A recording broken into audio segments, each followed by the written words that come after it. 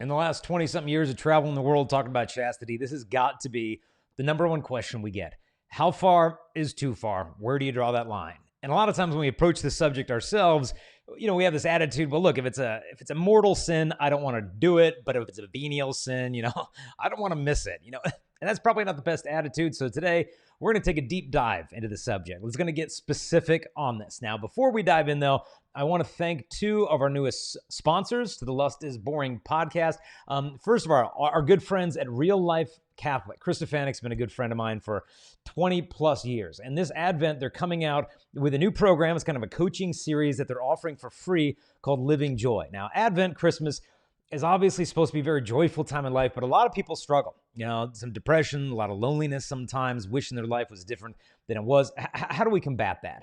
And so Real Life Catholic has come out with this program, how to change our outlook, how to change our attitudes. We can't always control our circumstances, but we can control our habits. We can control the way we look at life to have a truly more joyful outlook. And so they're going to give you 9 simple rules for how to have authentic joy in your life. And so, as I said, this is completely free. If you want to sign up for this, what you do, you go to reallifecatholic.com. It's right there on the homepage, Living Joy, or you can simply text the word joy to the number 44144 to check out the Living Joy program from Real Life Catholic. And then secondly, Exodus 90. If you guys have not done this before, it's fantastic. I did it maybe like a year ago. It was 90 days of asceticism and prayer, just an incredible spiritual transformation. Well, this Advent, they're doing something. The team at Exodus 90 is coming out with something just called Advent. And what it is going to be like a spiritual exercise in preparation for Christmas. It's going to begin on November 28th. Now, if you missed the first day or you're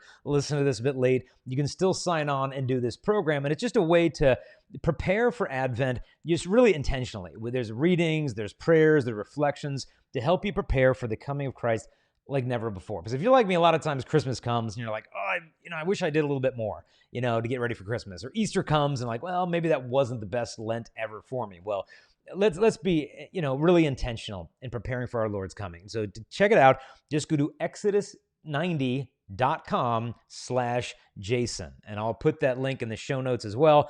Give this thing a rip. I know that if you do this with me, I'm going to be doing it myself.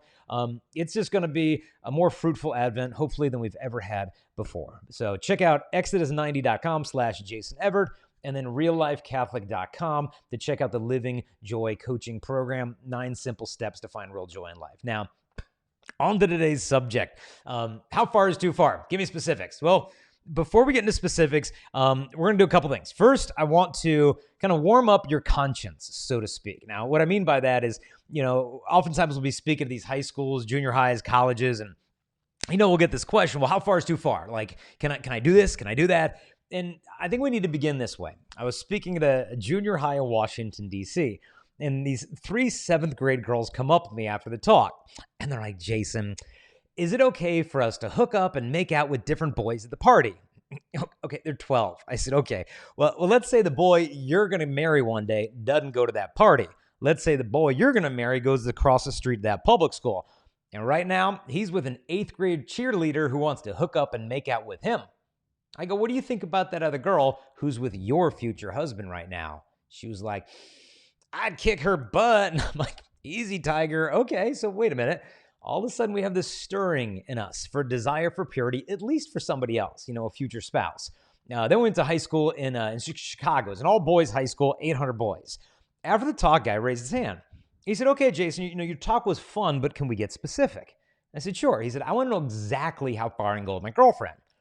I said, that's a fair question. What do you want to do with her? And he was like, I'm like, okay. I said, look, we're not in 3rd grade, mature, specific. What do you want to do?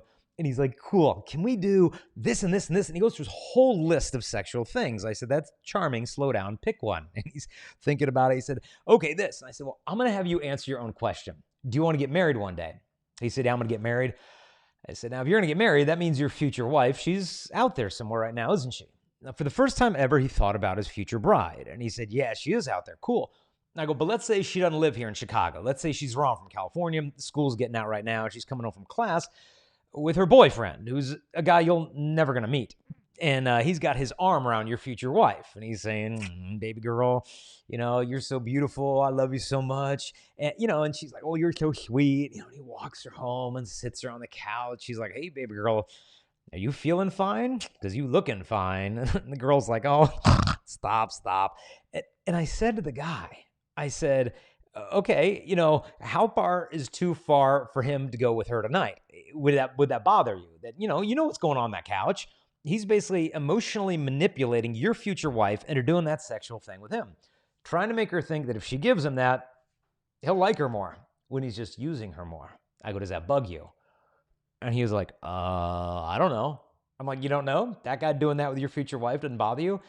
He was like, "Well, the guy next to him in class is like, oh, I'd be ticked off." And he smacked him in the head, and I broke him up. I said, "Look, if you don't want somebody else doing that with your future wife, then just set the same standard for yourself." And then we were at another school, and a boy raised his hand. He's like, well, how far can I go with this girl?" And I said, "Okay, well, what's her name?" And it says like George or whatever. I say, "George, let's say you meet the woman of your dreams, all right? And you get married, you come back from your honeymoon, you find out she's pregnant, and you find out it's a little girl. And, 9 months go along, and then this little princess is just born into the world. And, oh my gosh, like your heart looking at this little girl is like having your heart walking around outside of your body. And, you raise her up. You're there to help her if she's having some bad dreams and teach her how to ride a bike and throw a baseball. She turns 16 years old. You get a knock at the door. And it's your daughter's date, for the high school prom. So, George, calmly, you cock the gun, go to the door, and swing the door open, and there's this guy standing there to pick up your princess. He's got like 5 or 6 facial piercings, and you look over his shoulder, and your driveway is his car. But he's not driving a car. He's driving one of these Volkswagen microbus minivans, right, with a mattress in the back seat. Now, how far is too far for this guy to go with your daughter? And the kid was like, the door. Like, that's as far as they're going, the door. My daughter's not going as far as the door with that guy tonight. And it's like, okay, well, wait a minute, okay. Now you see this starting to emerge. I want my future husband to be pure, my future wife to be pure, my daughter to be pure, even our sisters. I think when I was in college, I was coming home, during break or whatever. My little sister, blonde hair, blue-eyed, captain of the cheerleading team, had a date. And so I came downstairs to meet the guy, and I played 3 years of college baseball, so I made sure to greet the guy at the door with a baseball bat, basically saying, if you mess with my little sister tonight, I'm going to mess with you. You better guard her innocence. Oh, guard her innocence. Like, well, Jason, do you guard your girlfriend's innocence? It's like, well, it's different. I'm a guy. No, it's not. Double standard. And so you start to stir up the conscience like this. Okay, I want my sister to be pure, my daughter to be pure, future husband, future wife to be pure. Do we have the same desire for ourselves to be pure? And so answer these questions. Like, girls, like how far would you want some other girl going with your future husband? How would you kiss a guy if your dad was in the room? How much kissing would you do if Jesus Christ were in the room? And, the first question with future, husband, you would say, well, girl, back off, right? And then the answer to the second question, how far would you go with your dad in your room? Your answer is probably like, oh, that's gross, okay? And then answer the third question, like with Jesus in the room, you'd be like, wow, like what's Jesus doing in my room? That's really remarkable. But, with all of these, you start to feel the conscience getting pricked a little bit, a little stirred up of, okay, all right, well, maybe I need to have a consistency in my desire for purity, not only for someone else's sake, but for my own sake. And so that's consideration number one. We've got to look at that, waking up that conscience. The second thing I think we need to look at is to answer this question of how far is too far, quit comparing yourself and the forms of affections you express to the world. Because as Christians, the world is not our barometer of our behavior. We do not look to them. Because you know this as well as I do. If you surround yourself with bad friends, what you see is their vices and your virtues. But if you surround yourself with godly people, people pursuing a life of virtue, what you see are their virtues and your vices. It's amazing how differently you perceive yourself based upon who you surround yourself with. It's like I heard a psychologist this last week, and it's really interesting experiment. I forget what this thing was called in psychology, but he said this, and I'm going to do this with you. And here's how it works. I'm going to have you close your eyes. Now, if you're driving and listening to this podcast, don't, close your eyes. I don't want any lawsuits or whatever, but maybe you're going to get to a red light. I want you to close your eyes right now. Okay, close your eyes. Now, when I tell you to open up your eyes, I'm going to give you, 5 or 7 seconds to count everything that you can see. That's the color green. Okay. Ready? Open your eyes. Count them. You got 7 seconds. Okay? Okay, close your eyes. Okay. All right. Now think of the number. What is it? How many did you count? Keep your eyes shut. Keep your eyes shut. How many things did you see that were green? Keep your eyes shut. Now tell me how many things you saw that were red. Think, how many did you see? You're thinking, okay, now open your eyes and now see how many things that are red around you that you completely did not observe because you were so busy looking at something else. To me, this is a perfect parallel that when we're surrounding ourselves with the wrong kind of people, you're really looking at their problems. You're not looking at your own. Whereas when we change our viewpoint, we surround ourselves with godly people, all of a sudden, it's not their vices that we're staring at. It's not our perfections that we're perceiving. It's the ways that we could grow in virtue. And so first and foremost, just do not conform yourself to the world. I mean, you remember the writing of St. Paul in Romans. I'll quote it to you. He said, I urge you, therefore, brothers, by the mercies of God, to offer your bodies as a living sacrifice, holy and pleasing to God, your spiritual worship. Do not conform yourselves to this age, but be transformed by the renewal of your mind, that you may discern what is the will of God, what is good and pleasing and perfect. And then he says again, this is 1 Corinthians 6, avoid immorality. Every other sin a person commits is outside the body, but the immoral person sins against his own body. Do you not know that your body is a temple of the Holy Spirit within you, whom you have from God, and that you are not your own? For you have been purchased at a price. Therefore, glorify God in your body. There's so much to unpack between those verses. But look what he's saying. He's saying that what you do with your body is a way to glorify God. You're worshiping him through the sacrifice of what you're offering to God in and through your body, because you're this temple of the Holy Spirit. You don't belong to yourself. You've already been purchased. And so the second consideration I'm proposing is just casting aside us gauging our sexual morality based on what other people are doing who frankly aren't that interested in following God. We can't be looking in that direction. We have to instead, as St. Paul said, to actually discern what is good and what is pleasing and what is perfect. Now, third point, let's get down to some specifics. Where do you draw the line? Okay, can we do this? Can we do that? What about this? What about that? Where do you draw the line? First off, when we think of drawing a line, we think of the body first, right? You think, okay, well, can I kiss her this way for that long? Can I touch this, that? We're always thinking of the physical. That's not where the line begins. The line begins in the human heart. What is my intention here? Is it my gratification or God's glorification? What is really the intention? We need to look inside the heart and then to the thoughts. Well, can I think about this? Can I think about that? Think of it this way. If it is not moral to act upon, then don't let your mind linger upon it. And so look, thoughts are going to come. But I've often said that one line that a priest gave to me, that there's a difference between having a bird fly over your head and letting it make a nest in your hair. Okay, look, thoughts are going to come, but don't let your mind linger on that thing if to live out that act in your state of life right now would be not ethical. So don't dwell on it. Okay, so we're looking at the heart. What's my intention? Look at the mind. But now the sources of our imagination come through the senses. That's where it gets its fuel. And so what are we letting in through our senses? There should be a line when it comes to our ears, to our eyes. Are we guarding what we're listening to? Well, I like the beat.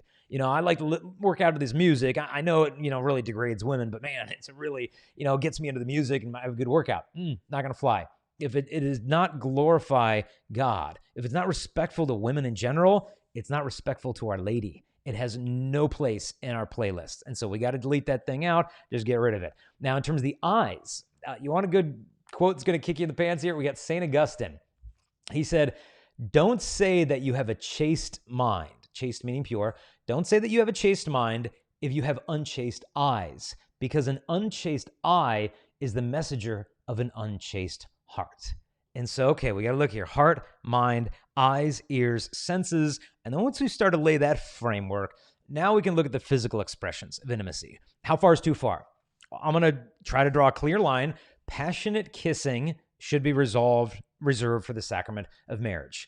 Likewise, kissing below the chin, save that for marriage. Lying down together, save that for marriage. Some people are like, well, wait a minute. Like everybody's going to bed with everybody and you're getting all worked up about just a little makeout session. I mean, come on, man. I mean, it's getting a little too rigid here. Why is it a problem just to make out with a girl if you're not going to go any further? Well, a couple considerations here. I remember one high school girl told me that she told her boyfriend that all they would do is make out. And, they wouldn't go any further than French kissing. That's as far as they're going to go. And at first the guy was like, all right, if that's what you want, I'm good with that. But then they'd have these like hot, passionate makeout sessions. And then she'd kind of like just stop and hit the brakes. And she's like, oh, but I'm a good girl. I'm saving sex for marriage. And he's like, like he's all worked up and like revved up. And she was totally content with that. And so eventually he came to her and he said, like, don't you ever just kind of get bored? She said, no. And he said, well, I do. And she doesn't understand that maybe she was content with these little makeout sessions, but she was stirring up in him these desires, these appetites to go much further. That's why they call making out first base, okay? Because it's not home plate. First base is just the step you have to go through to get to second base, to third base, ultimately to home. And so it's a progression that you're beginning that in his sexual appetites was being stirred up. The question is, what are you doing on the train if you're not going to Cleveland, right? So we're stirring up these desires, but ultimately we have to understand that men and women's kind of curve of sexual arousal is distinct. A woman's curve of sexual arousal can be compared to that of like an iron, right? I mean, you get an iron, you plug it in the wall. Okay, it's warm. Okay, it's getting hotter. Okay, no, wow, now it's really hot. But it takes a little bit of time, right? Now, a man's curve of sexual arousal is distinct in that it doesn't function so much like an iron. It's more like a light bulb. You just click the switch on, boom, 100%. And so when women don't understand this, and this is not to say that women don't have sexual appetites or desires. Of course they do.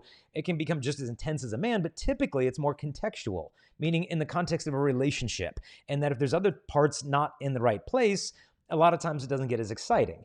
Whereas for a man, it tends to be more instant. And so if he's engaging in these passionate, arousing, kissing sessions, his body is being stirred up to desire, these acts to be satisfied that can't be morally satisfied until they're relieved within the sacrament of marriage. But he's desiring for them to be relieved because they're being stirred up. And so it's putting us in the occasion of sin. But it's not only the occasion of sin. I would argue that it is a sin. Now, why would I say that? The problem with passionate kissing is not that it can go further, but that in itself, these sexual desires, these passionate desires, have a purpose behind them. And that's for the one flesh union. And so through passionate kissing, to me, it's almost like the part of becoming one with the other person is already initiating. It's already beginning. And so by practicing purity, what I found of keeping the affections simple, instead of kind of like igniting all these desires and then having to just douse them, you're basically saving the fire for the day that you won't have to put it out. And I found in my relationships with girls, the more pure I was, the more easy it was to be pure. The more I kind of sat on the fence and be like, well, I won't do this, but we're still going to do that. I don't know. It was just so much harder to stay pure because you were kind of stirring up these desires and teasing yourselves with them and then having to slam on the brakes.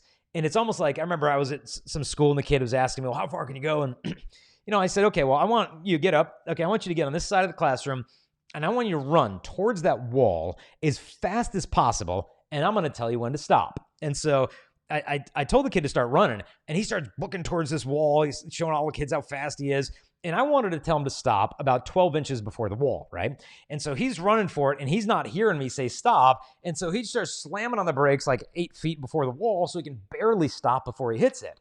And I told him, no, I'll tell you when to stop. You should keep going. Let's try it again. Just run. And he said, well, no, I have to slow down here if I want to stop there. And it's the same thing. Like if we know objectively that would be wrong, then we need to slow down a lot earlier instead of thinking that we can sprint up to that line, slam on the brakes, and not get thrown a lot further. And so to me, this is the way God designed our sexual appetites to be all-consuming. It's as if I were to take you to a lake full of gasoline and tell you, well, only light the first 5 gallons. Okay, nothing more, just the first 5 gallons. I'm going to go stand back here. It wouldn't work. I mean, the whole thing would go up in flames. And this is not to say that if you just make out with someone, you're going to end up going way further every single time.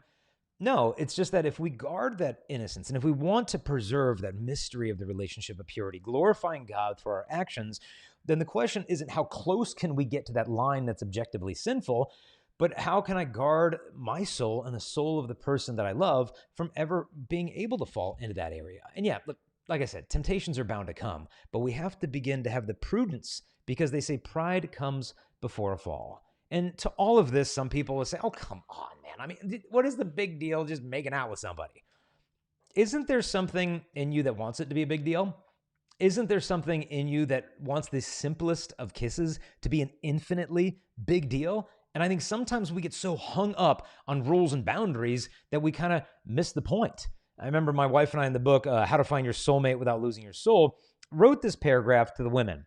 And I said this, I said, many men don't deserve you, and you need to know how to identify them. Without pleasure, a lustful man quickly loses interest. Like a duck that turns its tail and swims away when a bag of breadcrumbs is empty, the man whose goal is pleasure finds no need to wait around for a girl who thinks her kisses are priceless. Meanwhile, the man in love experiences the opposite reaction. You'll capture his attention by the very fact that you're not readily available. And this isn't just for women, it's for men. I mean, I met a guy a couple weeks ago. He's a middle-aged divorcee, and he went through the rough divorce and annulment and everything. And now he's kind of back on the dating scene. And he says it's just been really hard. He said, like, I was with this girl, and, I thought, this might be the one, but then things started to get physical. And I told her, no, this stuff needs to get saved for marriage. And she told him basically, like, you're not a man. You're not really manly if you won't do these things with me.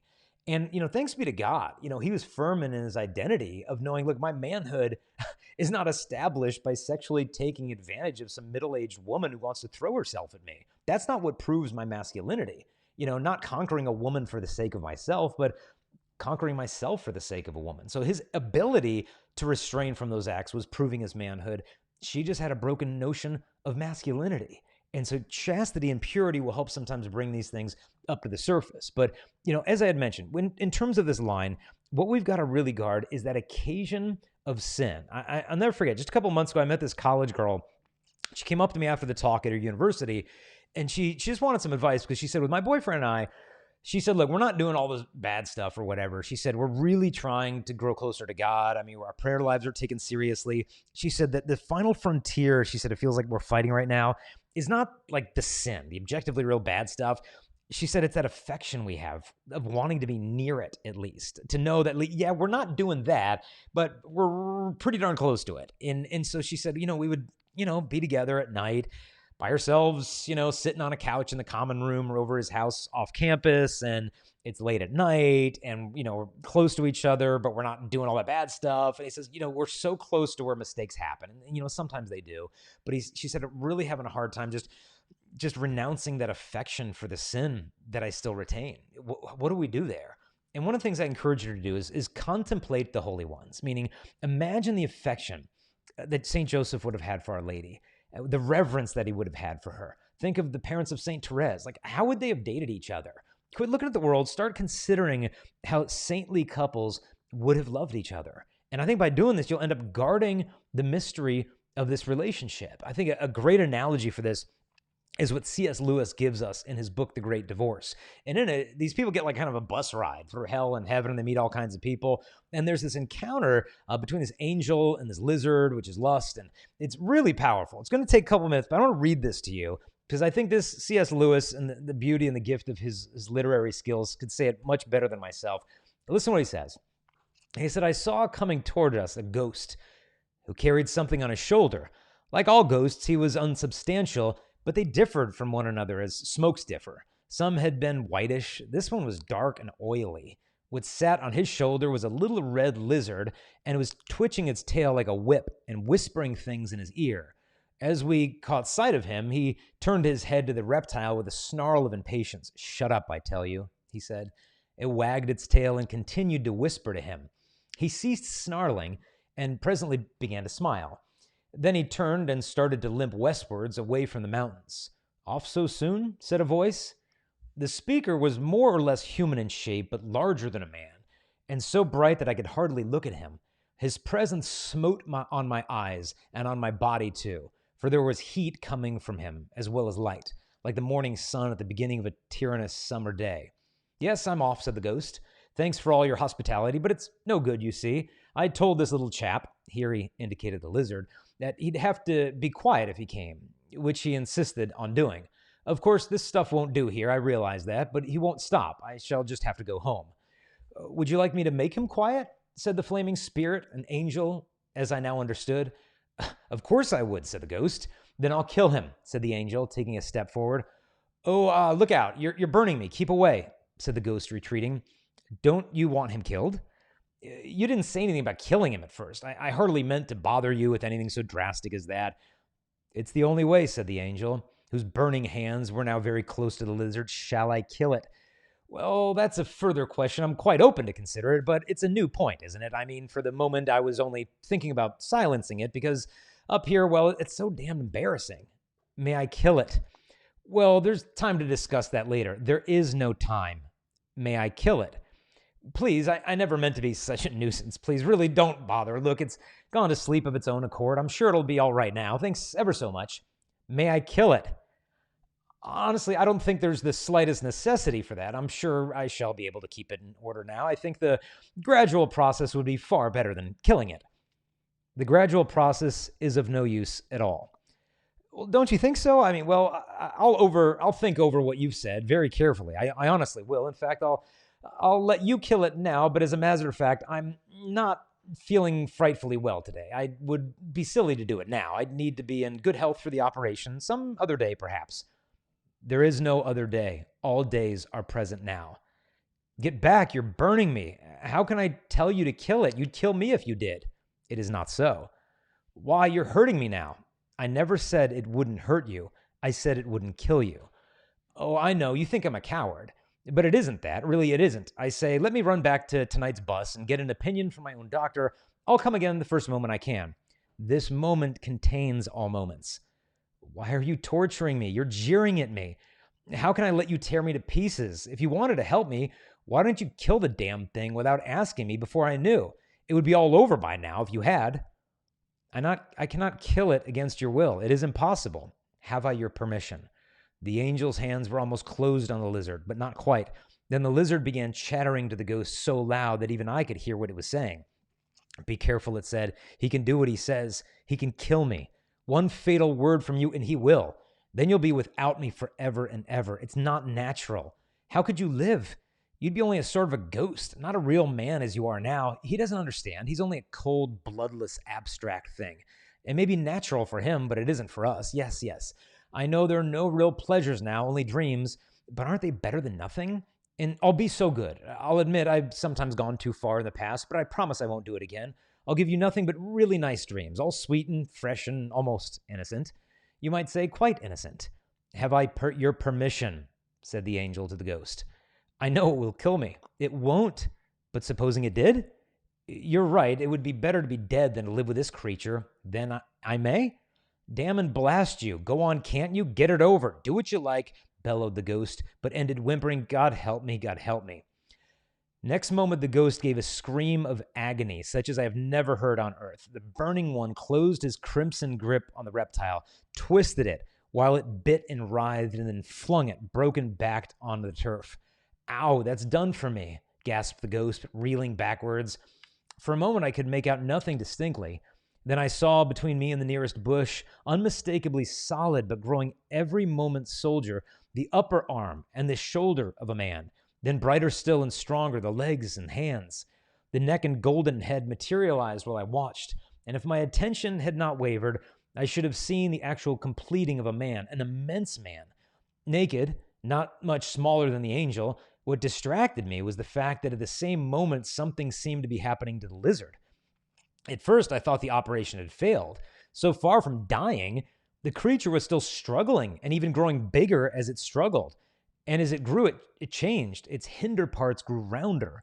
The tail, still flickering, became a tail of hair that flickered between huge and glossy buttocks. Suddenly, I started back, rubbing my eyes.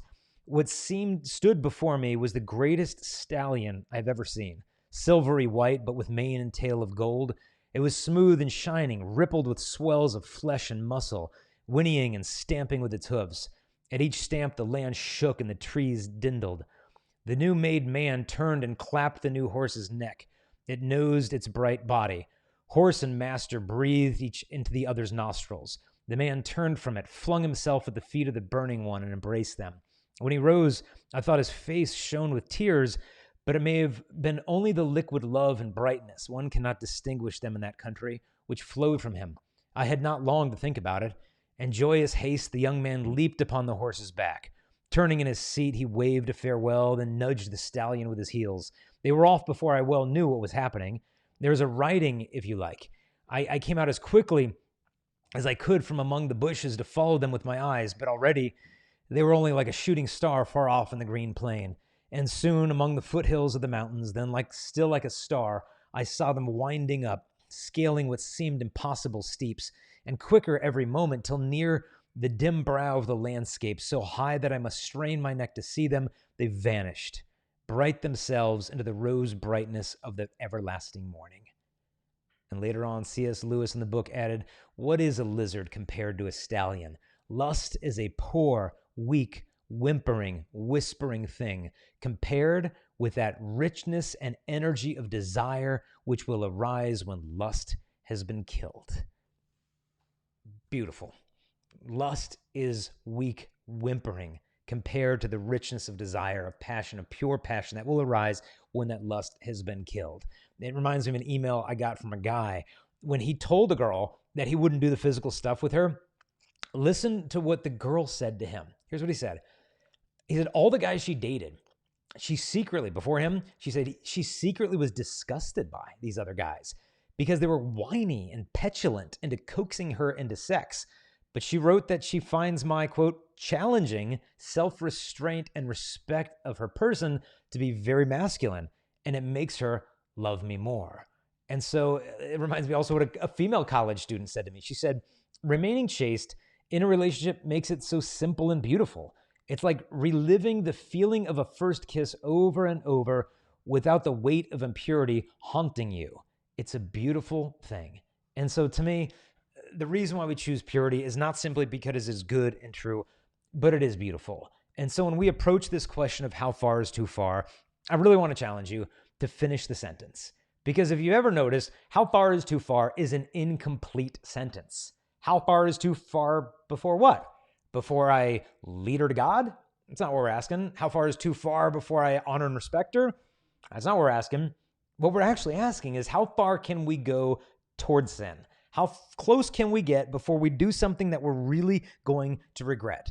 And so if you want to know if something's really pure, don't ask yourself, is this sin? Ask yourself, is this pure? Because if you truly guarded the purity of something, you'd want to value it instead of asking yourself how close you could get to losing it. It's like if someone gave you a brand new Lamborghini, you've got this $400,000 Aventador, and then, you're driving on the Pacific Coast Highway, and the person's like, yeah, let me give you a test drive. And then they start saying, like, I wonder how close we can get to hitting oncoming traffic. I wonder how close we can get to that guardrail. All those stupid guardrails the California Highway Patrol or whatever puts up so we can't sail off that cliff. Man, they're totally inhibiting our freedom with our Aventador. You'd be like, this guy's nuts. He doesn't understand the value of himself, let alone this car, if he's so eager to see how close he can get to losing everything. And so the change needs to happen deep into our heart. And so it's not that God doesn't want us to experience passion. He wants us to be deeply passionate people, but to wed passion and purity so that we can enjoy God's plan for human sexuality as he's always intended. And so ask yourself, would I want my future husband or wife to do this tonight? And if not, save it yourself. Would I do one thing in front of her parents and then a totally different thing when her father's not looking? Check your conscience. Would you do this in the very presence of God? That's ultimately what we need to consider. That not only, you're never alone with your girlfriend, never alone with your boyfriend, never. You're always in the presence, at least, not only of God, who sees all things, but in the presence of each other's guardian angels. Bring joy to one another's guardian angels by the way you express affection, and you will find that purity will begin to burn between you with a white-hot love that would put lust in the freezer. This does not quench love. It keeps love alive because God is love. And when you place him between you, I know sometimes it looks like purity will divide, but the function of purity is to unite. Sin promises union, and then it just delivers division. Trust God, not only with your heart, but also with your body. So I hope that helps to answer the question of how far is too far. And in closing, again, I want to encourage you to check out the reallifecatholic.com, the program on joy, Exodus 90. And also, do not miss the folks at hallow.com, #1 prayer app. They've got something come up in just a couple days. It's going to be their 20. It's called a Hallow #Pray25. So it's going to be a prayer challenge throughout the month of December. And I know a lot of times when it comes to getting ready for Christmas, you're not sure what to do. Okay, what do I do today? And when you were a kid, remember those little those boards, you kind of flip one door over at a time. Some like have a piece of candy inside them or a little biblical saying. Let's graduate from that. Try the Hollow #25 Pray Challenge. Every day, they're going to take care of the content for you. Through the app, through the challenge that you can sign up for, every day they're going to give you different scriptural meditations, some prayers, some things to prepare for. So spiritually, you're really building up to Advent besides just like flipping over a little door on a cardboard display. And so check out, it's just hollow.com/lustisboring. You can sign up and try that for free for a couple of weeks. Get the app, try out, or just hashtag Pray25. You're going to find it. Sign up, join the challenge. More than 34,000 people have already signed up for this. So it's starting in a couple days, so don't miss that. And also, if you want to support our family and what we're trying to do here, just go to patreon.com/Jason Evert. If you want to donate to Chastity Project, that's a 501c3. You can make donations at chastity.com. But if you go on Patreon, it's a different support mechanism. It's not a 501c3, but it just goes to support Crystal and I, the family, and also this podcast, Lust is Boring. And so if you want to support with a monthly gift or $5, 10, $20, whatever, it's a huge blessing for us. And then we've got all kinds of perks we give you for free at Patreon. But all these links are going to be below in the show notes. But in the meantime, God bless you. Be assured of my prayers and keep those standards high as heaven.